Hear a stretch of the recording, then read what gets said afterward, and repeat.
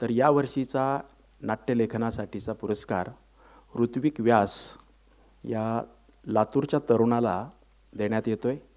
त्याचं 5 मजली हॉस्पिटल या शीर्षकाचं नाटक आहे. आणि आता आपण पहिल्यांदा ऋत्विकचं मनोगत ऐकू, साधारणतः 4.5 ते 5 मिनिटांचं, आणि नंतर आपण त्याला पुरस्कार देऊ.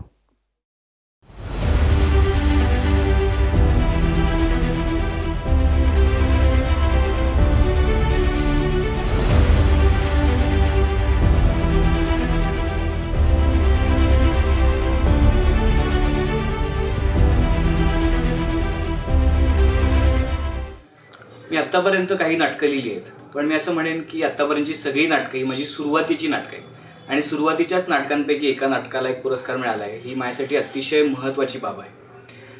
पॅटर्न म्हणून ओळखल्या जाणाऱ्या लातूरमध्ये माझा जन्म झाला. लातूरला मेडिकल आणि इंजिनिअरिंगचा वेढा होताच, त्यातही जी नाट्य चळवळ लातूरमध्ये सुरू होती त्याचा मी एक भाग होतो. मला नाटक करायला आवडतं. ही जी युरेका मुवमेंट होती ती लातूरमध्येच झाली. पण अखेर स्थलांतरितांच्या लोंढ्यासोबत मीही पुण्यात येऊन धडकलो.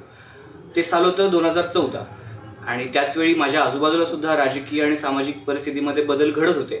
कदाचित या सगळ्याचाच परिणाम म्हणून मी लेखनाकडे वळलो आणि नाटक लिहू लागलो. पुरुषोत्तम फिरोदिया या स्पर्धांमधून नाटक करत असतानाच माझं वाचनही सुरू होतं. सोबत सायकोलॉजी आणि मीडिया कम्युनिकेशन हे विषय घेऊन मी शिक्षण घेत होतो.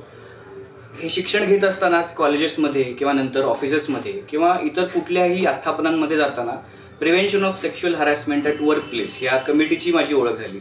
त्या कमिटीबद्दल माहिती झालं, ही व्यवस्था माहिती झाली, आणि त्या व्यवस्थेबद्दल मला खूप प्रश्न पडले. आणि त्या प्रश्नातूनच मला 5 मजली हॉस्पिटल या नाटकाचा विषय माझ्या डोक्यात घोळू लागला. माझी आई उमा व्यास, ती स्वतः काही पॉश कमिटींवरती NGO मेंबर म्हणून काम करते. एक गमतीशीर घटना तिने मला कमिटीच्या संदर्भात सांगितली होती. तिथून मला या नाटकाचा विषय सुचला. ती घटना वरवरून लहानशी आणि गमतीशीर वाटत असली तरी ती खूप खोल आहे आणि त्याचे अनेक पदर आहेत हे मला लक्षात येऊ लागलं. एका हॉस्पिटलच्या पॉश कमिटीसमोर आलेली तक्रार, त्यावरती होणारी चर्चा आणि मग निर्णय, एवढा सरळ साधा क्रम या नाटकाला आहे. पण प्रत्येक टप्प्यावरती वेगवेगळे प्रश्न उभे राहत जातात. हॉस्पिटलचं काम करायचं आणि शिवाय पॉश कमिटी मेंबर म्हणून न्यायनिवाडा द्यायचा, म्हणजे हे न्यायनिवाड्याचं एक्स्ट्राचं काम आहे असं प्रत्येक मेंबरला वाटत असतं. या सगळ्या सिच्युएशनमध्ये ही कमिटी खरंच न्याय देऊ शकेल का, हा प्रश्न मला पडला. प्रत्येक पॉश मेंबरसाठी कदाचित कधीकधी ही केस गंभीर नसून तो एक किस्सा असतो. या सगळ्या परिस्थितीमध्ये न्याय ही संकल्पना खरंच तेवढी सिरियसली घेतली जाते का, हा प्रश्न मला पडला.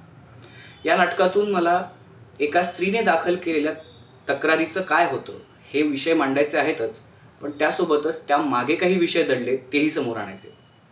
चर्चेला येताना प्रत्येक पात्र स्वतःचा अनुभव, स्वतःचा पूर्वग्रह, अढी हे घेऊन चर्चेला येते, कारण अर्थात ती सगळी माणसं आहेत. मग माझा हा प्रश्न होतो की माणसानेच तयार केलेल्या व्यवस्थेमधून न्याय देता येईल का? सत्य हे जर एकमितीय नाही असं आपण म्हणालो तर सत्य जो पटवून देण्यात यशस्वी ठरतो त्यालाच न्याय मिळतो असं म्हणता येईल का? नाटकातली पात्र मला वेगवेगळ्या ठिकाणी दिसत होती. वैद्यकीय काम करताना डॉक्टर्स मानवी शरीराकडे कुठल्या पद्धतीने बघतात आणि लैंगिक गुन्ह्यांबद्दल चर्चा करताना ते त्याच पद्धतीने बघतात का, यातला फरक आणि साम्य मला दिसू लागलं होतं. चतुर्थ श्रेणीमध्ये काम करणाऱ्या कर्मचाऱ्यांना कशी वागणूक दिली जाते हेही मी बघत होतो. यासोबतच घरचं काम सांभाळून, पब्लिक ट्रान्सपोर्ट करून हॉस्पिटलसारख्या मोठ्या इमारतीची स्वच्छता करणाऱ्या वर्किंग वुमनही मी बघत होतो. या सगळ्या अनुभवातून हे नाटक मी लिहित गेलो. NCPAच्या दर्पण रायटिंग इनिशिएटिव्हमध्ये या नाटकाचं वाचन झालं होतं. या नाटकाची निवड तिथे झाली होती. त्यावेळी या नाटकाच्या वाचनाचं दिग्दर्शन सुयोग देशपांडे या माझ्या मित्रांनी केलं होतं. आपलं लिखाण वाचलं जात आहे, ते दखलपात्र होतं आहे, ही माझ्यासाठी खरंच खूप आनंदाची बाब आहे. प्रत्येक लेखकाला, माझ्यासारख्या प्रत्येक लेखकाला एक व्हॅलिडिटी हवी असते. आपण जे लिहितोय, आपण जे मुद्दे मांडू पाहतोय, आपण व्यवस्थेला जे प्रश्न विचारतोय ते महत्त्वाचे आहे हे कोणीतरी म्हणणं महत्त्वाचं असतं. त्यामुळे आज ती मला व्हॅलिडिटी मिळते. इतक्या प्रथितयश मान्यवरांसोबत माझं नाव वाचल्यानंतर मला माझी जबाबदारी वाढली आहे याची जाणीव आहे. या पुरस्कारासाठी मी लिहिलेल्या संहितेची निवड केल्याबद्दल महाराष्ट्र फाउंडेशन अमेरिका आणि निवड समिती यांच्याबद्दल मी कृतज्ञ आहे.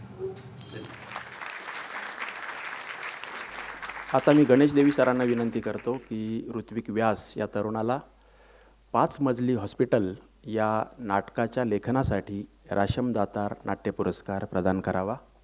50,000 रुपये आणि स्मृतिचिन्ह असं त्याचं स्वरूप आहे.